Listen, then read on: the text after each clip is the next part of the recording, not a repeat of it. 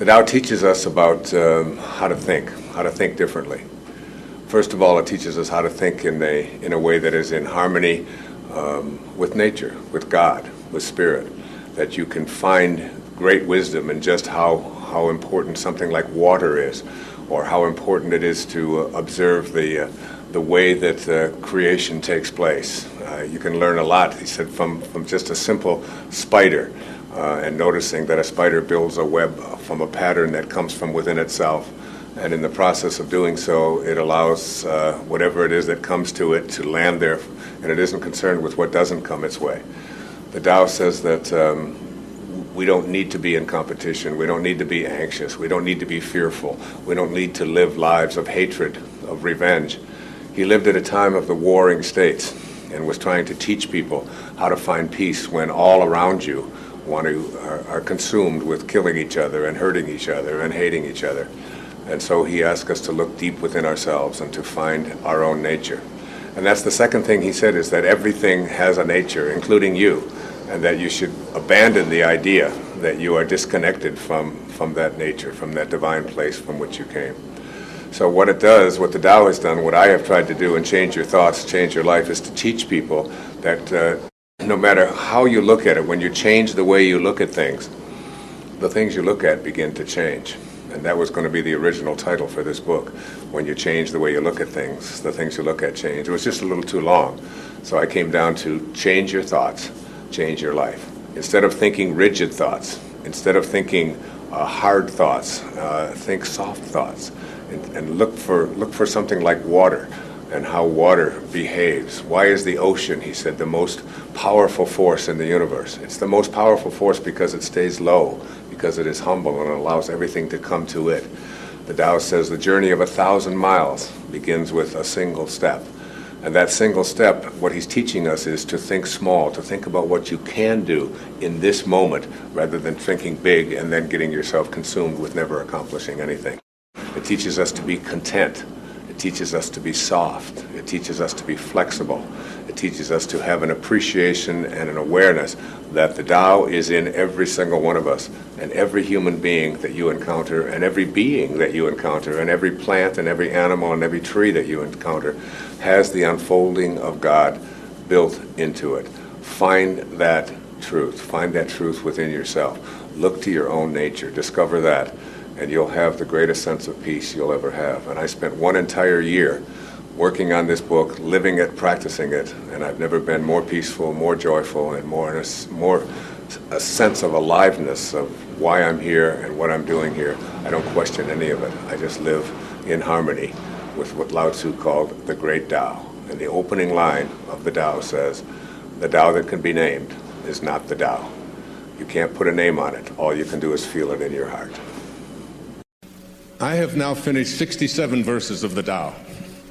And I've written 67 essays on when you change the way you look at things, the things you look at change. And this isn't just a clever play on words here. This is a quantum truth. As my friend Deepak Chopra has often said to me, quantum physics is not only stranger than you think it is, it's stranger than you can think. So that if you look at your origination, the place that you came from, this thing that Lao Tzu called the Tao, this great source that is everywhere, there is no place that it is not. And yet it is doing nothing. And yet it leaves nothing undone. If you go out and just go for a walk this afternoon when you get home, just look at the perfection of all that is.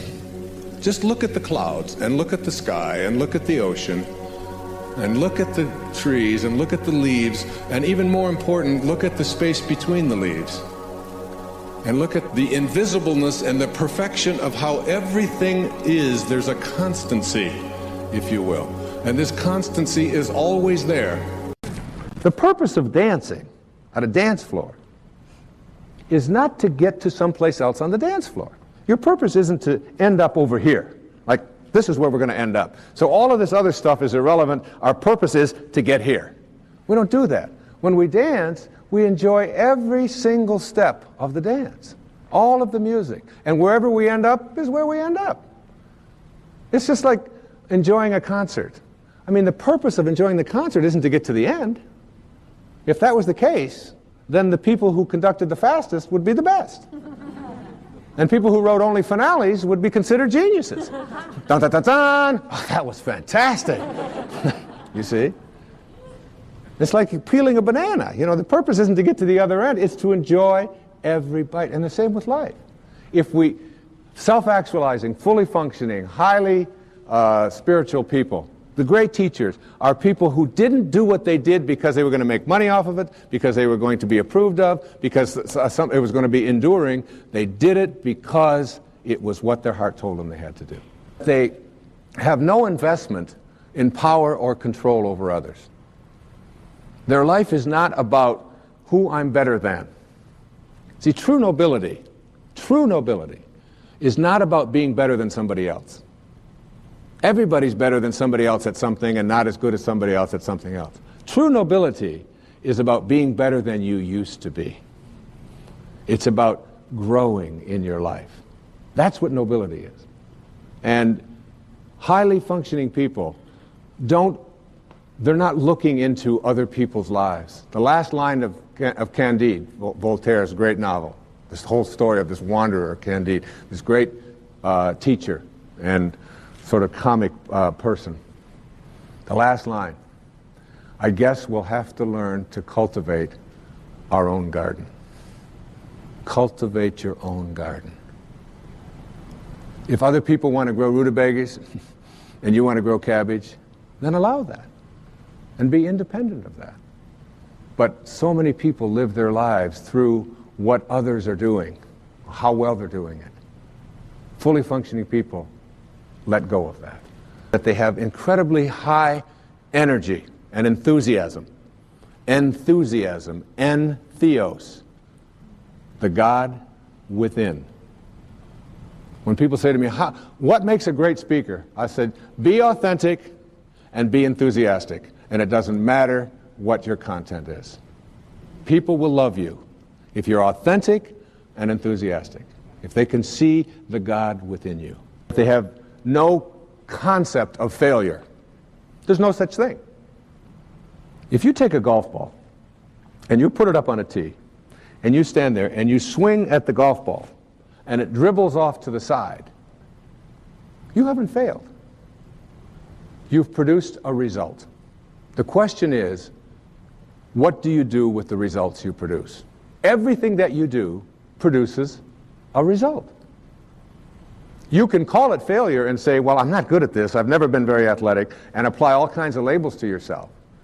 But we should never ever allow ourselves to think of ourselves as failures, nor should we ever place that label on anybody else, because you can't fail. It's just a judgment. The only difference between a flower and a weed is a judgment. It's just a judgment. And the difference between success and failure is just a judgment. You know, Edison, the great inventor, of course. You know, when asked the question, he had tried 25,000 different ways to invent a battery, and he still didn't have it. And finally someone said to him, how does it feel, someone of your stature, to have failed 25,000 times? He said, failed? I don't know anything about failing. He said, today I know 25,000 ways not to make a battery. What do you know? And every time you do something, every time you go, and it doesn't work, you learn something. And the question isn't whether you failed, it's what do I do with the results I produce? If you pick the golf ball up and put it back on there and say, all right, I'm going to correct that, and you do it again and again and again, eventually, if you go through the 4 pathways, if you practice the discipline and the wisdom and the unconditional love, eventually, when you surrender, you'll know how to hit a golf ball. But you'll never do it the moment you label yourself to be a failure. And as we move up from 10,000 cycles per second on your emotional health, we move through the various symptoms of neurosis: worry, fear, anxiety, stress, tension, self-rejection, until we get to a point at point B where we are experiencing an absence of symptoms. However, we know that at any moment, one phone call or one piece of news that is not consistent with what I expect, it's called dissonance. This cognitive or emotional or affective dissonance could literally create in me a state of immobility. So the right phone call or the right action, or somebody having an accident, or somebody not doing what I think they should, or somebody even saying something to me that I dislike, or whatever it might be, and I could instantly go back into 18, 16, 14, and perhaps even 12 and 11 and 10,000 cycles per second. It's been discussed that chronic depression is something that affects as much, I've heard estimates as high as 20% of the population. That people are consuming things like Prozac and antidepressives at an alarming rate. And it's intriguing because there's no such thing as depression. I defy anyone to go out with a container and bring back any depression. The world is just the way it is, and there's no depression in it. There are only people thinking depressing thoughts, and then those depressing thoughts affecting our chemistry, our physical makeup, to a point where we become immobilized. There's no stress in our world. The world is the way it is. There are only people thinking stressful thoughts. And those stressful thoughts become our reality, our detachment from our source, our separation from our source. We start moving away from our source rather than toward it.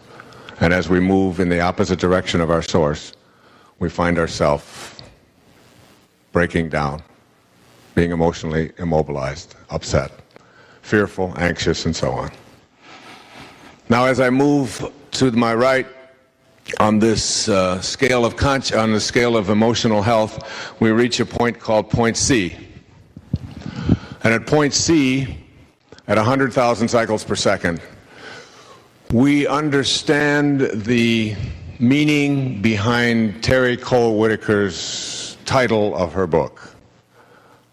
What you think of me is none of my business.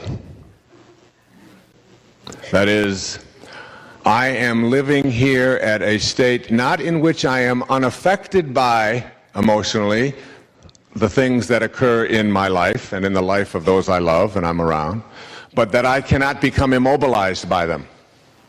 I will not allow myself to lose my sense of balance, my sense of connection to God, because of what someone out there might do, even if that someone is very, very close to me, the closest person in my life. I am independent of the good opinion of all of those around me. This is 100,000 cycles per second. Illustrative of it is a story that is told of the Buddha. And everywhere he went, he had all of these followers, but he also had people who were critical of him. And these people would find fault with him, and they would say things about him that were insulting, and they would be very inflammatory, and they would be extremely critical of him. And every time that they would behave in these ways towards the Buddha, he would respond with love, with kindness. That's all he could ever say. And one day one of his students said to him, I just don't understand. For days and days, these people have been so critical and so ugly in their reactions towards you, and always you still react with kindness and love. How do you do that? How does that work? And the Buddha responded with something that I think is very, very relevant to our lives.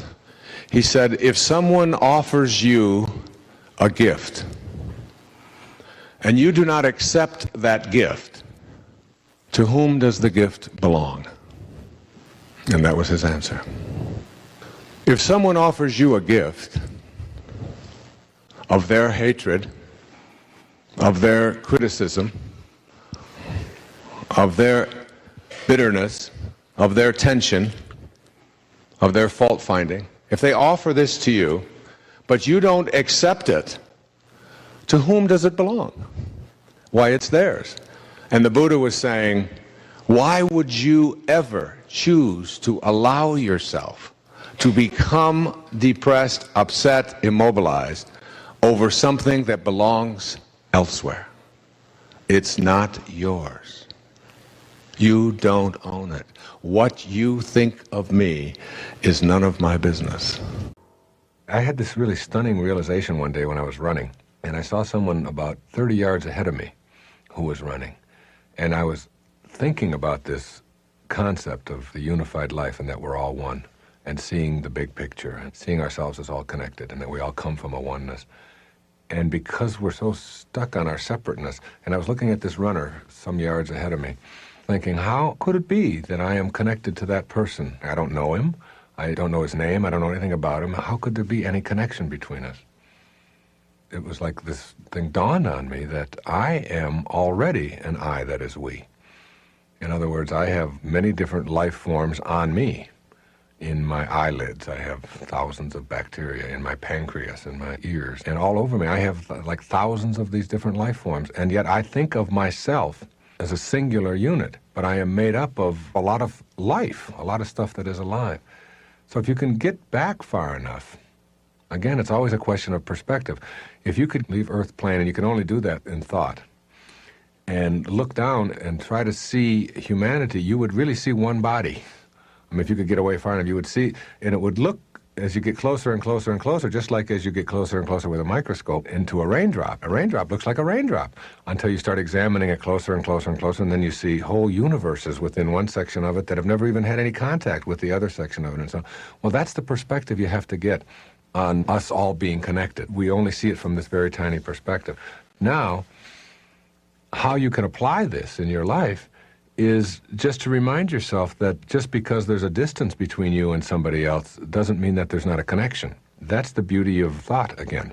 It wasn't, an hour ago that someone here at the studio said something to me about her father.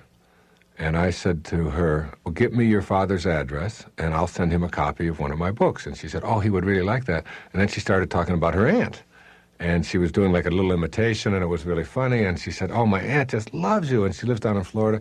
She said, she loves you. And I said, well, get me her address, and I'll send her one, too. I'd be happy to.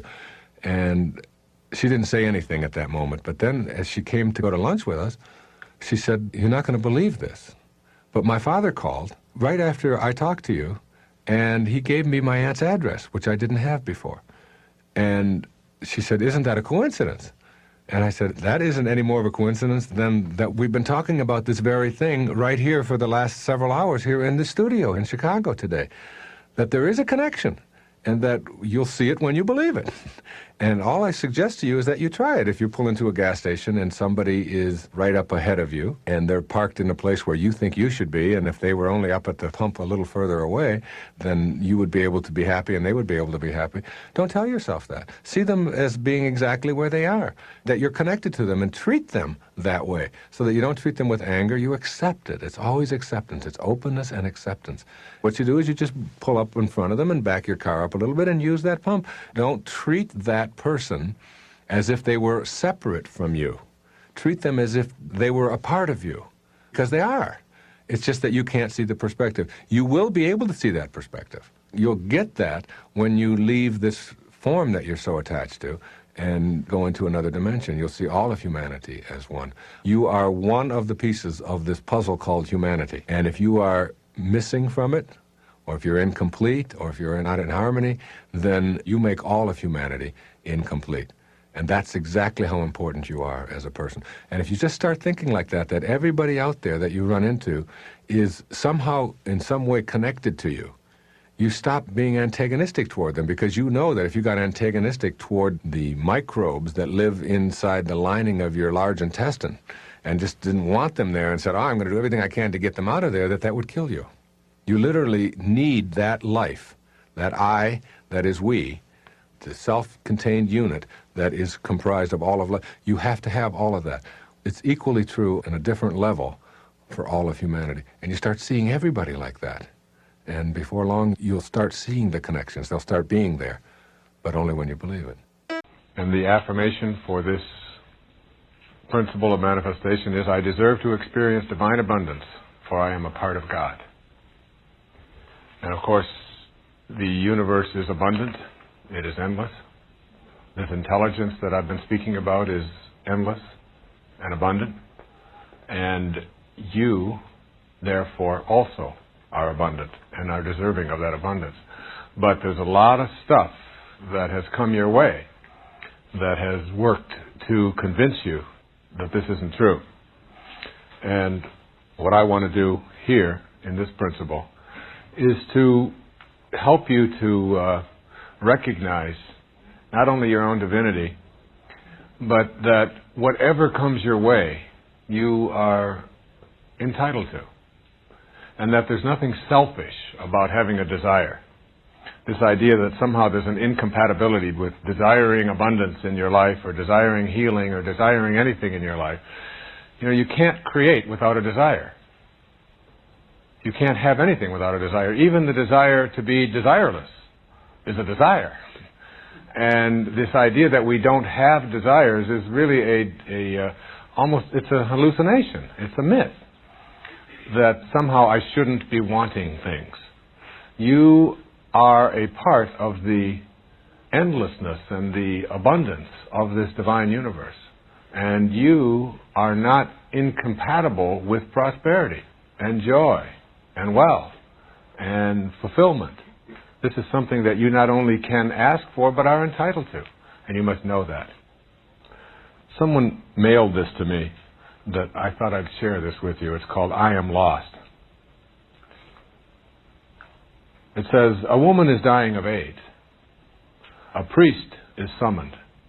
He attempts to comfort her, but to no avail. I am lost, she said. I have ruined my life and every life around me. Now I'm going painfully to hell. There's no hope for me. The priest saw a framed picture of a pretty girl on the dresser. Who is this, he asked. The woman brightened. She is my daughter, the one beautiful thing in my life. And would you help her if she was in trouble or made a mistake? Would you forgive her? Would you still love her?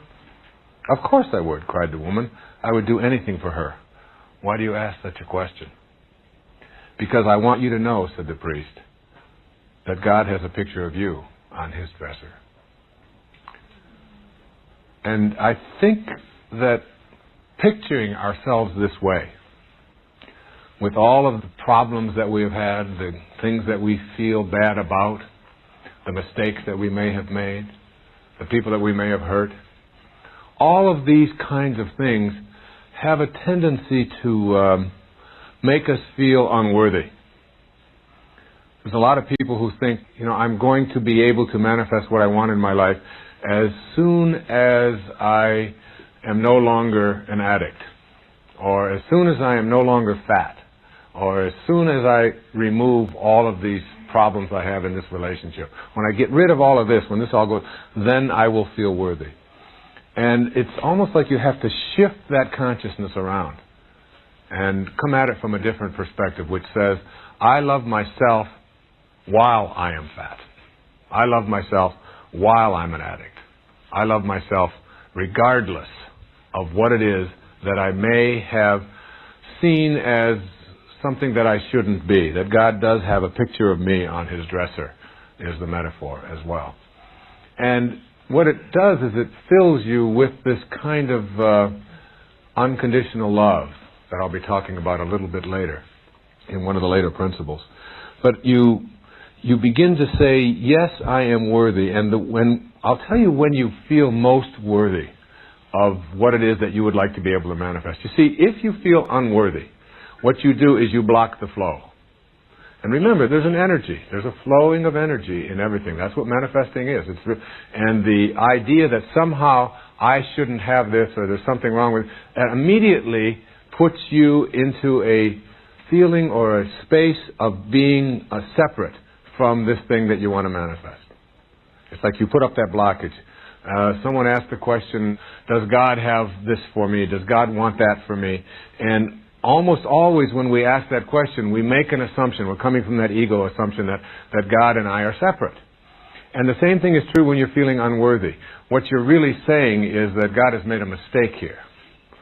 And there are no mistakes. And this divine intelligence is everywhere. And it's a theme that will run through this entire program.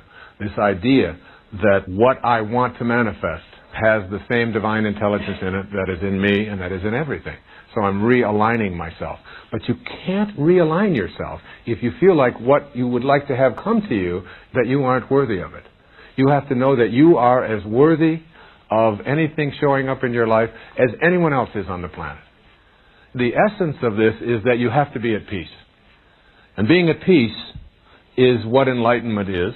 As my teacher told me, enlightenment is being immersed in and surrounded by peace. That's the definition of enlightenment. And it is also what the higher intelligence or the sacred part of you or the higher self always wants. It just wants you to be at peace. Nothing else. It's not asking any more. When you feel unworthy, you're not at peace. The ego has taken over this idea somehow that you have certain obligations, you have to behave in certain ways, you have to fulfill the obligations of your conditioning or of the tribe. That's what starts to take over, and you've got to let go of that.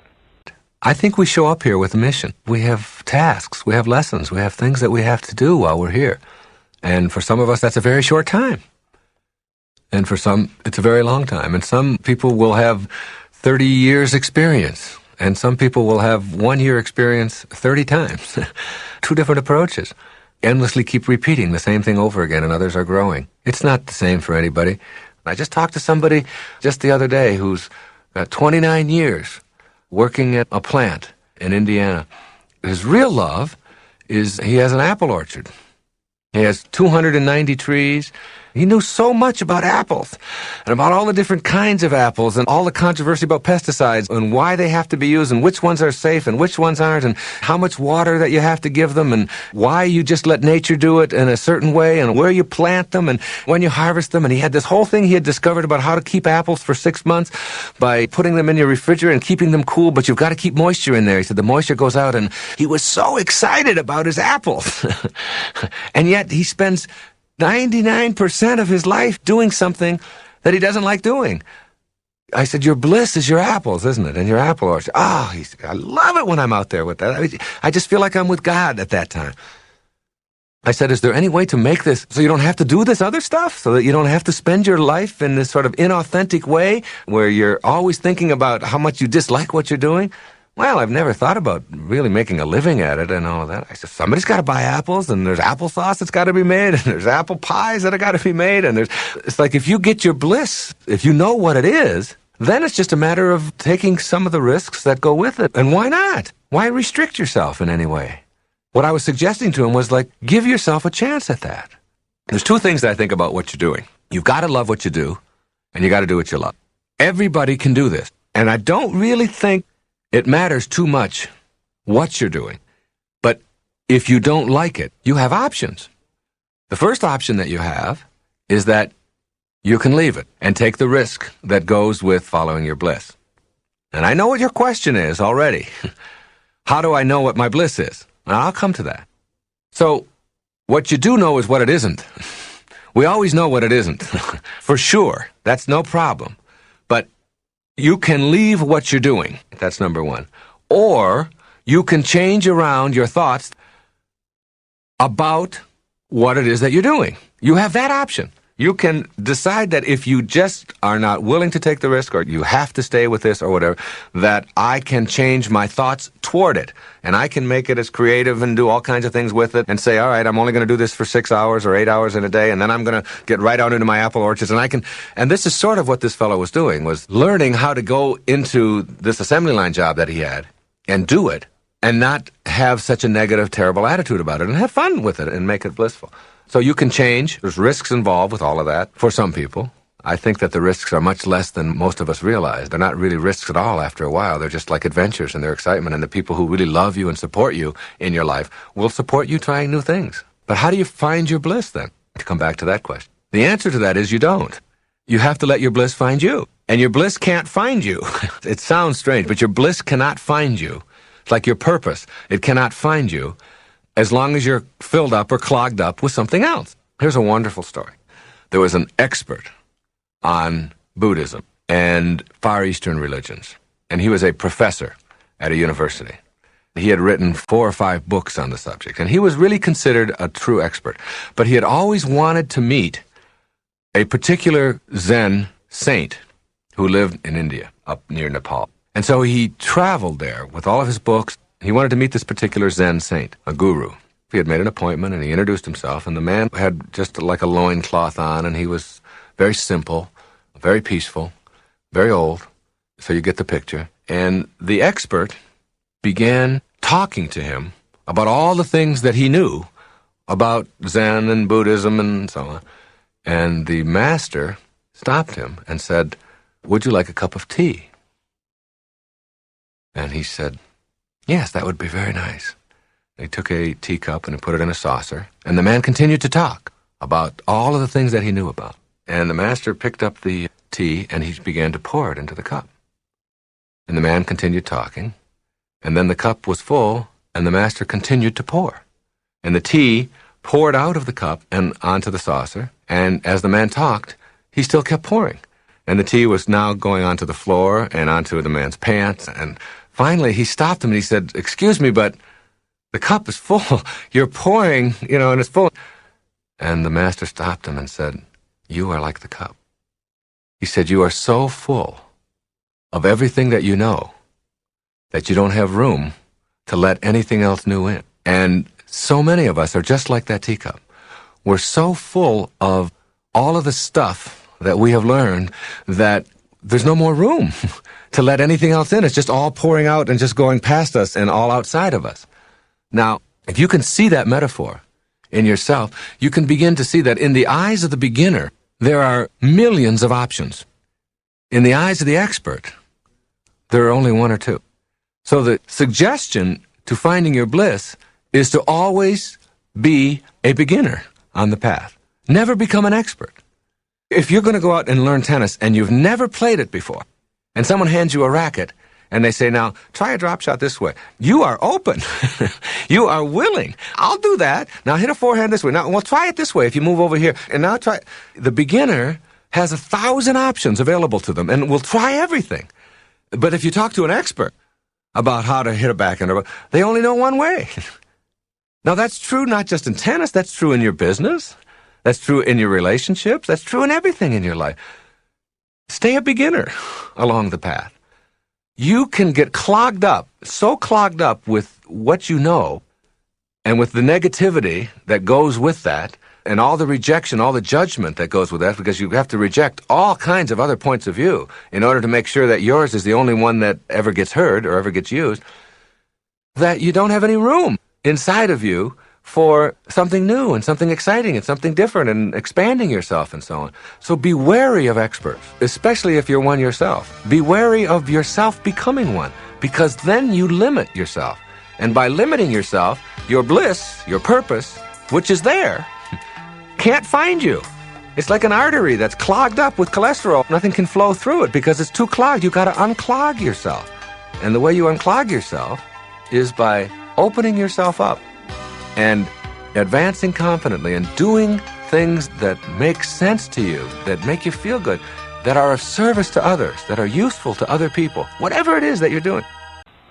Being able to manifest your heart's desire, to align yourself and your intentions with this divine organizing intelligence that is limitless, that is inexhaustible, that is ever expanding, that is abundant, that is all providing and all knowing and everywhere at the same time, is like walking down another street. To align yourself with that and to know that that alignment in itself is enough to bring whatever it is that has particularized, that is individualized into the world that you would like to have show up in your life, and align with the particularization of that divine intelligence that is you, that it's just bringing it all together.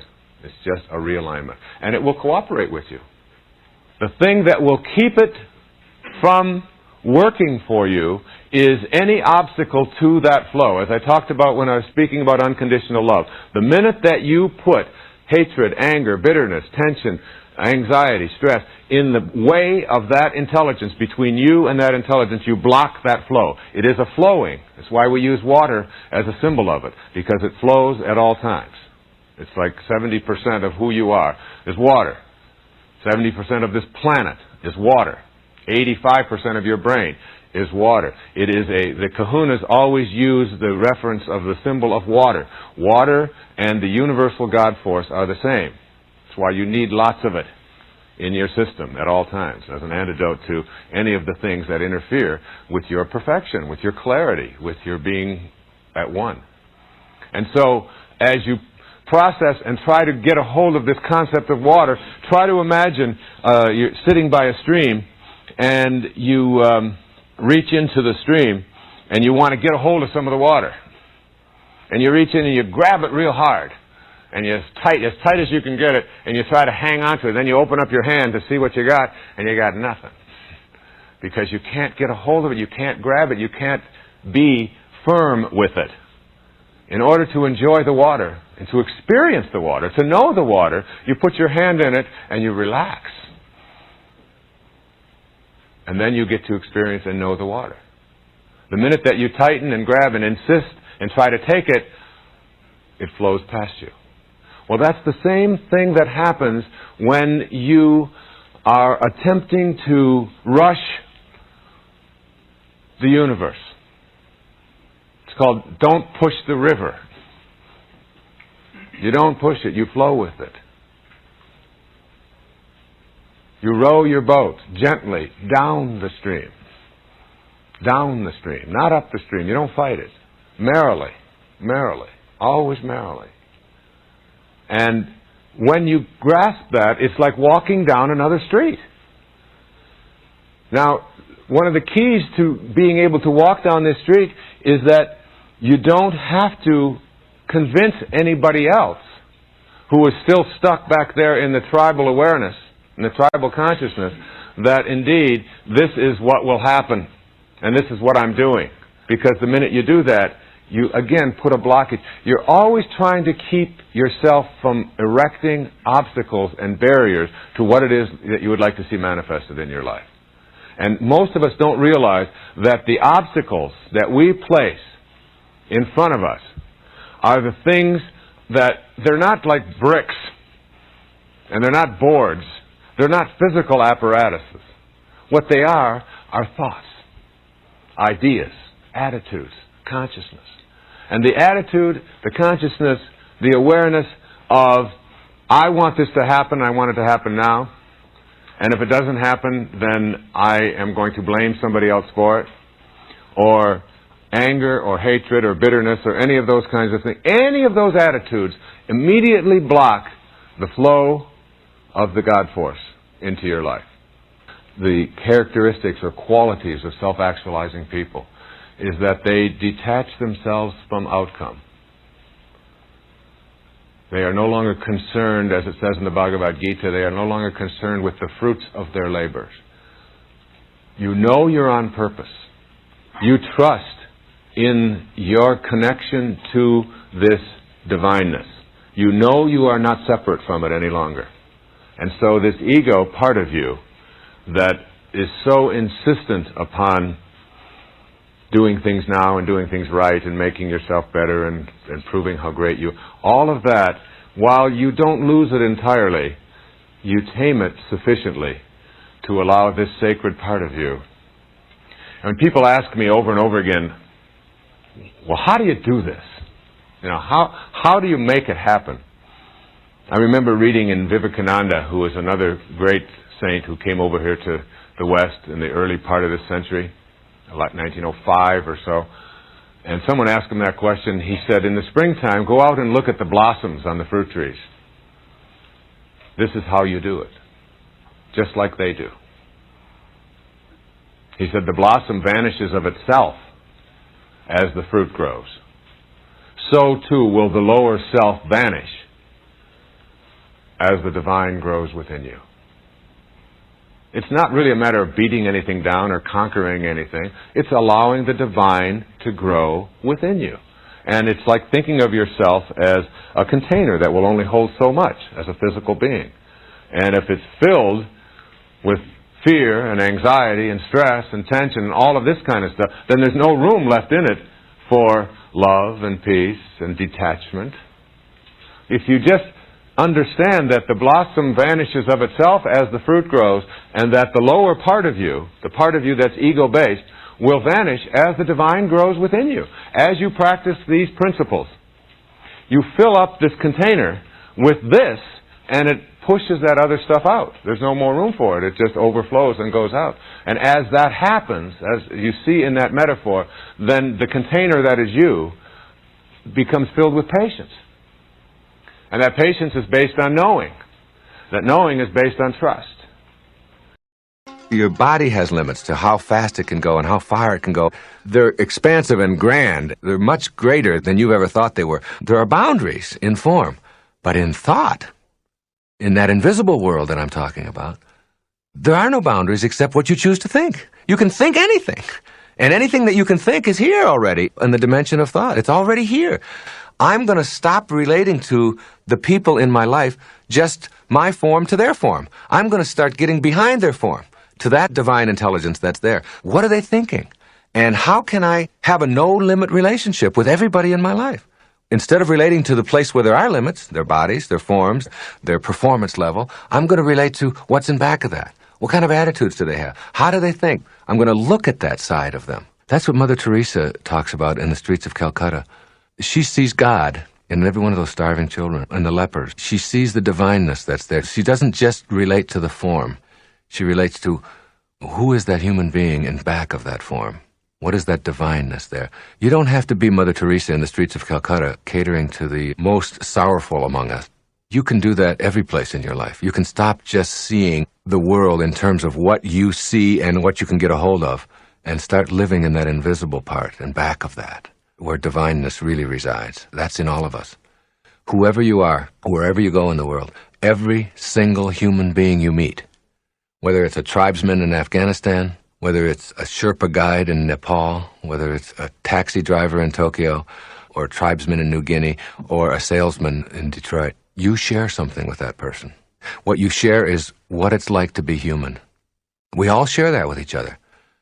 And you know, and they know, what it's like to hurt inside, what it's like to feel lonely, what it's like to experience pain or to experience exhilaration or happiness. We all, as human beings, and those are all thoughts, those all come from thought, we share thought together with all human beings. And if we remembered that, if we tuned into that part of people, whether we're running a business or a family or whatever, if we started relating to people there, instead of just to their form, and when you see an angry person or you see a happy person, what you're looking at is what created that? And what kind of thoughts do they have? And relate to their thought, relate to the divineness in them, whoever they are. The whole world would be better, and so would your business. It's understanding that no one is any better than anybody else in God's eyes. See, it doesn't matter what you call that universal intelligence. The name doesn't matter. It's just as good a word as any in God's eyes, in that universal intelligence that's permeating all form. All of the rest of it is just trappings. It doesn't really matter. When it gets right down to it, we all share humanity with each other. We're all part of the being called human being, each one of us. In reading the literature of the East, particularly, in preparation for my book, You'll See It When You Believe It, I would find that over and over, I would see references to this thing called the observer. It's the observer. And one particular group of people would have written about it, and then it would show up in Buddhism, and it would show up in Hinduism, and it would show up in practice of Zen and in Kundalini. And it just kept showing up, this observer, the observer. And I wasn't quite sure what it was, what it meant. And then I began to realize that it's something I've done all my life, only they were just putting it into words. It's really a technique that I find myself using over and over again. The best way to think of it is, like Shakespeare said, the whole world is a stage, and we are all but actors on that stage. When you start to look at it that way, you begin to see yourself as having a lot of roles to play. And they really are roles. And we're all out there playing these roles. Now, it doesn't mean that I'm not authentic at all. I'm not talking about authenticity. Each one of these things are very real, but they are still roles that we're playing. So what you have to do is sort of remind yourself that you're doing that and not take all of this whole stage so seriously and make it so dramatic and so significant and important. It's like lightening you up a little bit. And the observer is like whoever this guardian angel or this invisible person is. You can sort of catch yourself whenever you find yourself getting out of control or getting mad at the fact that there's a delay at the airport or that the traffic isn't going the way you want it to. That invisible guardian angel, that eye that can be in back of you, can put the skids on that right away. That person can say, I'm watching you. I'm watching your form. You know, Lily Tomlin had a great line. She said, how come when you talk to God, it's called praying, but when God talks to you, it's called schizophrenia? You know, but that God talking to you can be that invisible part of you. Then you start connecting to that. And I find myself, wherever I am in my life, whatever I'm doing, in back of myself, on my shoulder or whatever, and reminding me, how should you react to this? Send love here. A lot of people think that other things make them the way they are. They will blame their past, they'll blame their parents, they'll blame the economy, they'll blame the Ayatollah, they'll blame somebody for things that are going wrong in their life. And one of the favorite things that we have to blame for why I'm upset at a particular moment is something called traffic. Traffic made me upset. And I've always reminded myself when I'm in a jam or when I'm on the freeway and I'm trying to get someplace, that traffic doesn't care. That you have within you the opportunity in this moment to really work on these things that are perhaps debilitating or creating anxiety or stress in your life. That these are tests, these are opportunities for you. Traffic doesn't care. Your anger is your choice, and you can always choose to be happy, angry, depressed, miserable, upset, or you can choose to be fulfilled and do something positive in this moment. It's always up to you. And if you can just give up your personal history, just let the whole thing go, and pay attention. And when I thought about that yesterday, I went for a swim, and which I do every day. But this was it was after doing this seminar with Eckhart, and I noticed that I was more in the moment in that swim than any swim I've done in the last several years. And I swim virtually every single day at sunset for about an hour.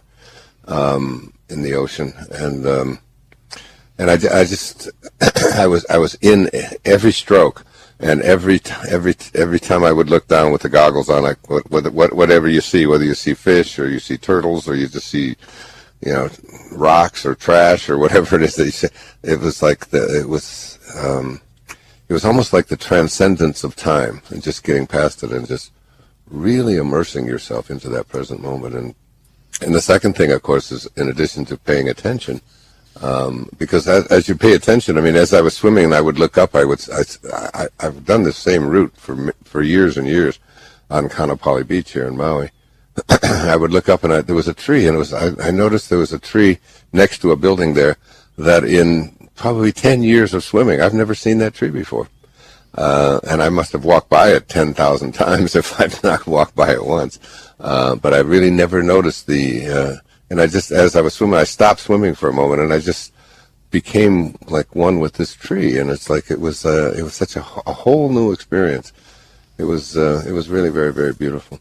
And then the other thing is to be astonished, you know, to just stay in that state of being bewildered. Like Rumi said, sell your cleverness and purchase bewilderment. Just to be astonished at every breath you take. You know, be astonished at who you are, and that you're even alive, that you were ever born, and that you're not this body that you're in, and that you're this invisibleness. And you know, be astonished by the cloud formations and the little bugs and the spiders and the sand and virtually everything. I had a great teacher that came into my life through his writing.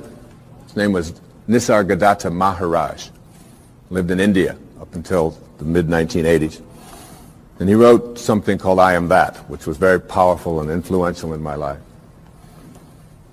And one of the things that he talked about when he was asked the question, what's the difference between, say, a saint or a highly functioning human being, a spiritual master, a spiritual teacher, and the rest of us, is that they have unconditional love in them and you don't, or we don't? And he said, no. He said, saints have unconditional love in them, and so do you. He said the difference between ordinary human awareness and higher awareness people is that they have nothing else inside of them. That's all they have. And it's almost like we have to learn how to get that in ourselves. To be able to, well, I always like to use a metaphor of an orange. I love the orange. Perhaps living in Florida is why, but an orange is a simple metaphor. You take this orange and you squeeze it as hard as you can squeeze it. And you ask yourself, what will come out? And what comes out when you squeeze an orange? Orange juice. Never, no matter how many times you squeeze it, will apple juice come out. There's no mistakes. You'll never get grapefruit juice out of this thing, ever. The only thing you'll ever get out of it is orange juice. And the next question is why? Why when you squeeze an orange, as hard as you can squeeze it, does orange juice come out? And I asked that question up in Toronto one time. There's a little girl sitting right in the front row. She said, that's dumb. She said, that's what's inside. It has to come out. I said, well, that's the answer. You are really smart. And she smiled. She thought that was great. But that's the truth. The reason that orange juice comes out when you squeeze it is because that's what's inside. Now you extend the metaphor and someone squeezes you. That is, someone says something about you that you don't like. Someone behaves towards you in a way that you find offensive. Somebody does something or says something to you that you feel hurt by. And out of you comes anger, hatred, bitterness, tension, fear, anxiety, stress. And immediately you say, the reason that comes out of me is because of how he said it, or the way that she said that, or because they did that. But the truth is, the reality is, that what comes out is what's inside. And if you don't like what's inside, you can change it. Now, if you ask me, how does orange juice get inside of an orange? I would say, I don't know. I can't figure it out. It's a mystery to me. I just enjoy the oranges of my life and give God the credit for that.